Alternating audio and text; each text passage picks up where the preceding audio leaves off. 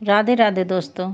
अगर आपकी कोई मन्नत पूरी नहीं हो रही है या फिर तमाम प्रयासों के बावजूद आपका करियर में सफलता नहीं मिल रही है या व्यक्तिगत जीवन में कोई परेशानी चल रही है, तो आप सावन सोमवार का व्रत करके व्रत कथा का पाठ करें तो आपकी सभी मनोकामना शिव जी की कृपा से जरूर पूर्ण होंगी।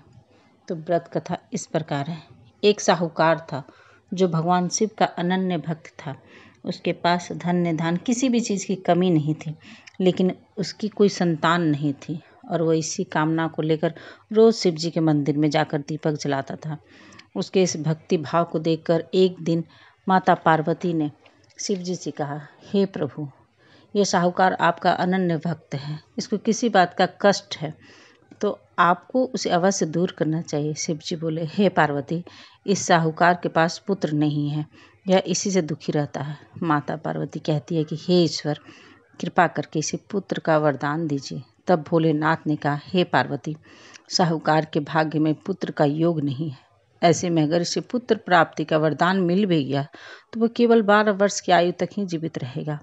यह सुनने के बाद भी माता पार्वती ने कहा, हे प्रभु, आपको इस साहूकार को पुत्र का वर तो देना ही होगा, अन्यथा भक्त आपको क्यों सेवा पूजा करेंगे। माता के बार बार कहने से भोलेनाथ ने साहूकार को पुत्र का वरदान दिया, लेकिन यह भी कहा वह केवल 12 वर्ष तक ही जीवित रहेगा।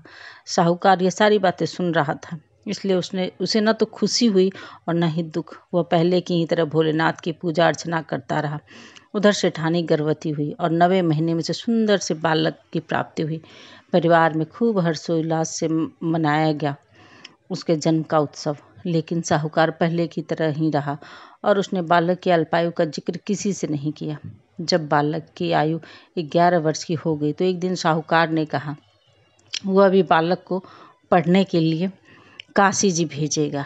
इसके बाद उसने बालक के मामा जी को बुलाया और कहा कि इसे काशी पढ़ने के लिए ले जाओ और रास्ते में जिस भी स्थान पर रुकना वहाँ यज्ञ करते और ब्राह्मणों को भोजन कराते हुए आगे बढ़ना। उन्होंने भी इसी तरह करते हुए जा रहे थे कि रास्ते में एक राजकुमारी का विवाह था।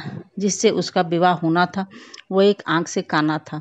तो उसके पिता ने जब अति सुंदर साहूकार के बेटे को देखा तो उसके मन में आया कि क्यों न इसे ही घोड़ी पर बिठाकर शादी के सारे कार्य संपन्न करा लिए जाए। तो उन्होंने मामा से बात की और कहा कि इसके बदले में वो अथाह धन देंगे, तो वह भी राजी हो गए।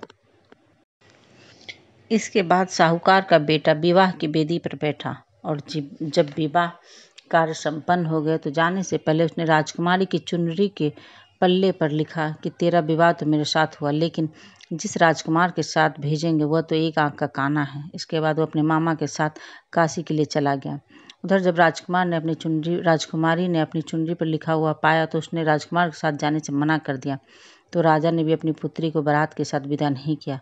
बारात वापस लौट गई। उधर मामा और भांजे काशी जी पहुंच गए।